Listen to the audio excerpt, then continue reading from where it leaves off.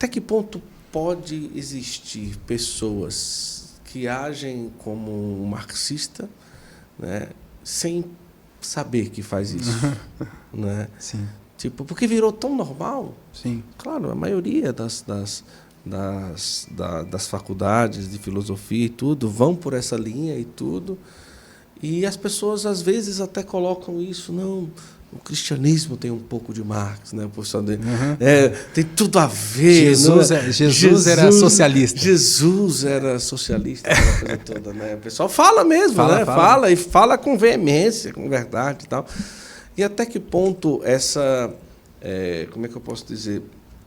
Esse tempo todo, essa geração toda levada por isso, existe hoje pessoas que são e não entendem, ou não sabem que são, quais seriam as características que ali a pessoa, olha, talvez você seja, eu pense como, ou possa agir como, e não sabe, né? Uhum. Vou pedir licença para tirar o casaco, enquanto você fica à vontade aqui, porque minha esposa botou no 20 e tantos, e sim. aí o gordinho aqui já está com calor. Pode ficar à vontade, não, assim.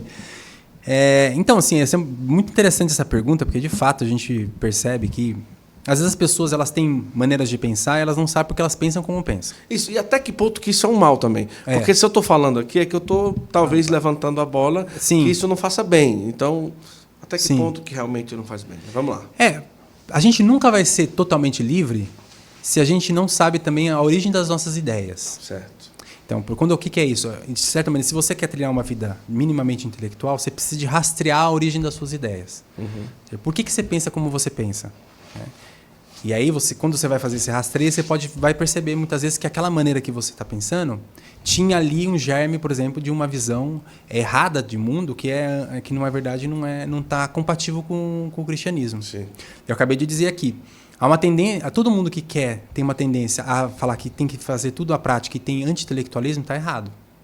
Porque Deus, nós somos seres de liberdade, né, de razão e de vontade. Né? Temos razão e liberdade, né? Então, a gente precisa de entender essa dimensão. E o Marx, quando ele faz isso, porque ele está querendo realmente desconstruir essa ideia de divisão entre sujeito e objeto, esse mundo é prática. Né? Então, quando a pessoa pensa muito isso, é uma tendência. Outras coisas que a gente pode perceber. Né?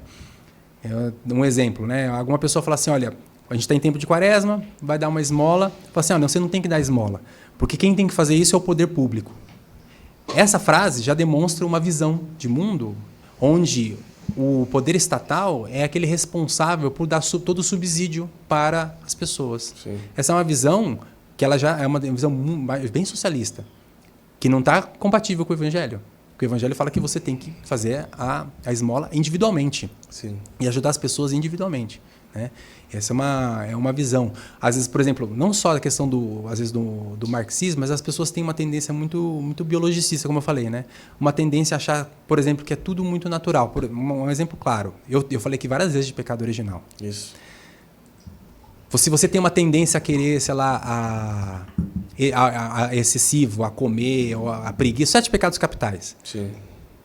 A biologia vai dizer, não tem essa história de 7 pecados capitais. Isso é tudo da tua biologia. Não tem pecado. Isso não é pecado. Isso é um natural do ser humano. Quando você percebe muitas vezes as pessoas olhando para isso. Às vezes até pode um padre, às vezes vai te confessar. Isso não é pecado, isso é normal para a sua idade. Não, é tranquilo, tempo. Não tem problema. Isso é uma energia, isso é uma coisa normal e tal. Por quê? Tá querendo dizer o seguinte, que na verdade, esse é um problema grave. O Ratzinger ele fala isso, né, o Papa Bento XVI.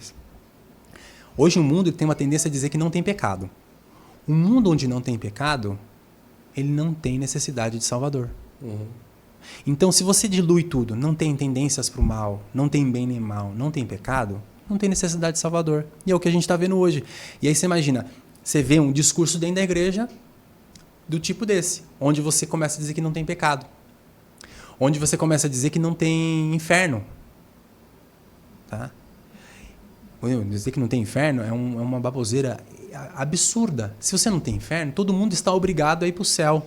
Uhum. Então, não existe diferença entre o excelente e o medíocre, e o ruim. Você que se sacrificou, foi fiel à sua esposa, que proveu, que a vida inteira você amou, né? Foi fiel ali, teve sua vida de oração, se sacrificou tanto.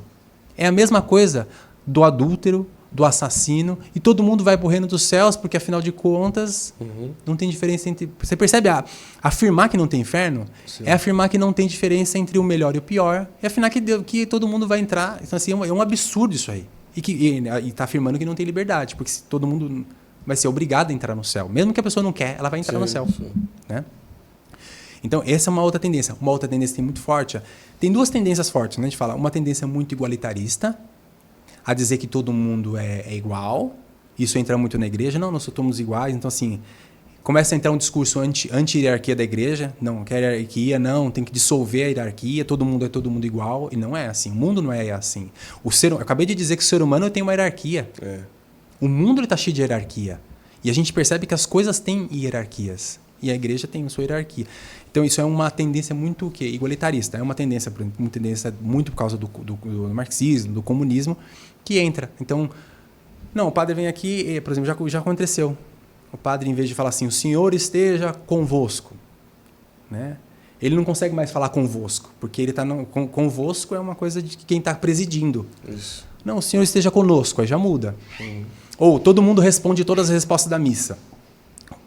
Né? Parece uma coisa besta, mas está querendo dizer o seguinte, você está querendo igualar tudo, não tem diferença aqui. Né? É uma tendência muito forte, mas essa tendência vai entrando em todos os aspectos, o pai e o filho. Vamos dar um exemplo mais claro, e não só para esse eclesiástico, mas é como se não tivesse diferença entre o pai e o filho. O pai tem que ser amigão do filho, entendeu? Não, o pai é você, o pai não é senhor. Eu acho tão feio essa história de não chamar de senhor. Assim, o senhor não é que a pessoa mais velha. O senhor é um pronome de tratamento simples, né? Então, isso vai diluindo. Todo mundo é igual. Na família não tem o que é o pai, a mãe tem um papel de autoridade. Não, eles não assumem o papel de autoridade. Está tudo diluído por um igualitarismo. Somos todos iguais. Então, na sala de aula, tem aluno que está nessa ideia. Acho que é bonito chamar o professor de você, né? Eu gosto muito, assim, mas não é que fico interrompendo toda hora, mas acho que tem que ter uma diferença, mas é uma diferença, não é porque eu estou distante, não é que eu queria distância. A desculpa é, quando a gente não tem essa hierarquia, cria distância, mas não é. Não é. A hierarquia não cria distância, é que você tem que entender que as coisas têm o seu lugar. Então é um excesso de igualitarismo, mas também tem um excesso de quê? De ideia de liberdade. É o liberalismo que a gente vê também. Tanto o igualitarismo como o liberalismo, eles não são a visão da igreja. Quem acha que liberalismo não é a visão cristã de mundo, nem a visão cristã, né? Nem a católica.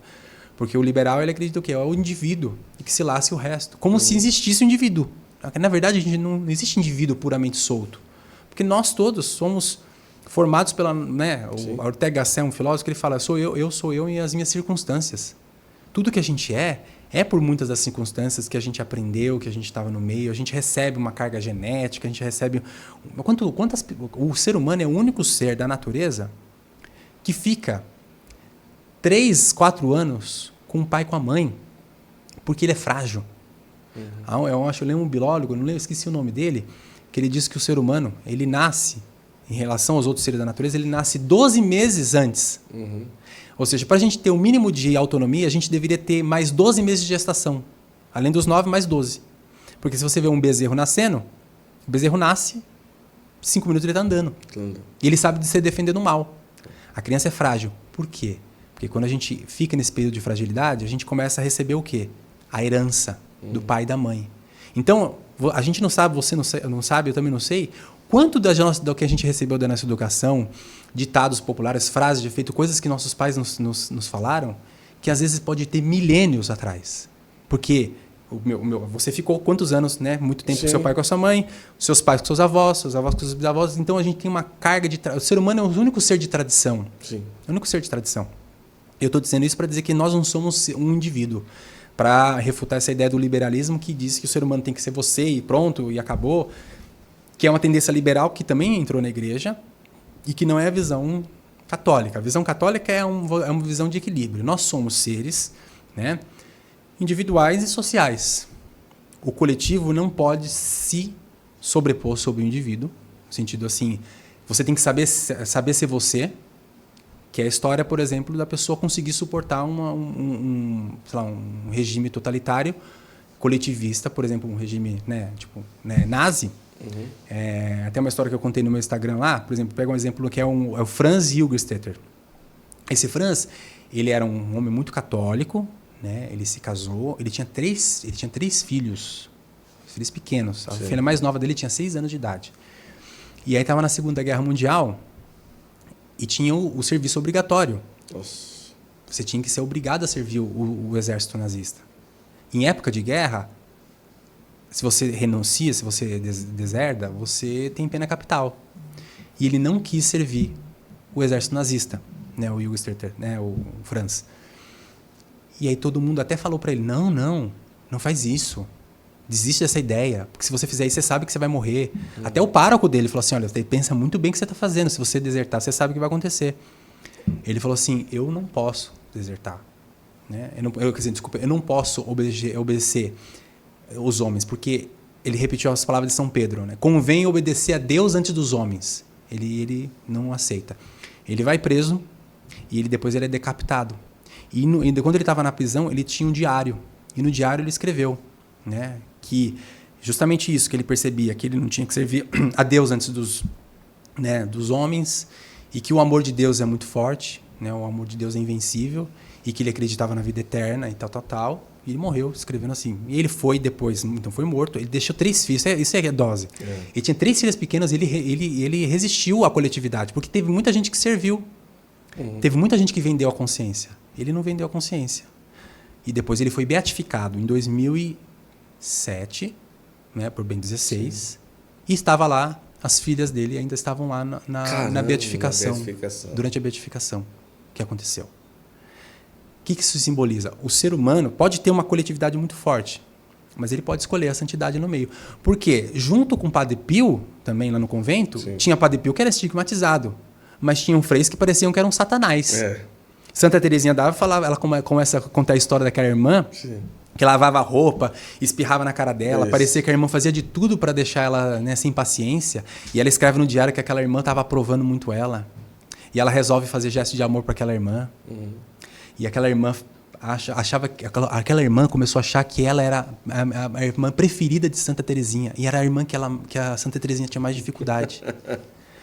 E quando a irmã Santa Teresinha morreu, e elas começaram a ler o diário, começaram a organizar o diário da Santa Teresinha, aquela irmã não percebeu que era ela. Ela não se percebeu. Você vê como é que é a cegueira, às vezes, da pessoa, entendeu? Então, pode ter gente... Tem um santo, assim, de 7ª morada, você está do lado dele, mas você pode ser uma pessoa que não tem caminhada. Porque aí mostra o quê? Não é possível. O ser humano não é só um ser social. Ele também é um ser individual. Tem escolha pessoal. Sim. O ambiente ajuda bastante? Mas com certeza. Por isso que é bom a gente conviver com pessoas que nos puxem para ser mais. Ainda mais a gente que é um pouco mais, né? A gente não é santo, então a gente precisa de ter gente que puxa a gente para santidade, gente que puxa a gente para ser mais. Sim. Porque você ficar do lado de gente que puxa para baixo, puxa para mediocridade, você vai ficar medíocre, né? Naturalmente. Mas eu estou dando esse exemplo, acho que todo mundo, não sei se o exemplo às vezes que eu estou tão longo, né? Mas para dizer o seguinte, essa tendência a dizer que o ser humano é um indivíduo solto é uma visão que não é católica. E nem essa visão que o ser humano é só um ser lá do igualitarismo, esse excesso de igualitarismo, que todo mundo é igual, também ela é uma tendência moderna. Então falar que Jesus é socialista é um anacronismo, né? Porque de fato não tem nada a ver. A proposta marxista, socialista, é uma materialista. E Jesus ele fala do reino dos céus. Ele está falando de uma visão transcendente, né?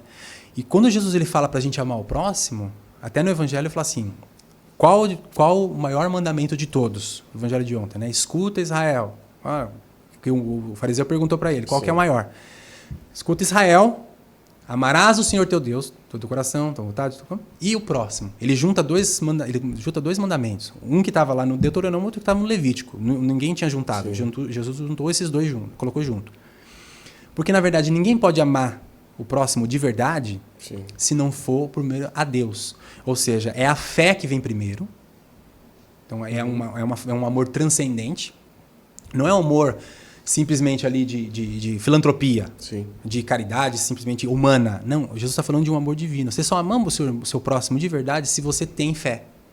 Então, você tendo fé, amando a Deus, aí você ama o seu próximo do jeito que ele tem que ser amado.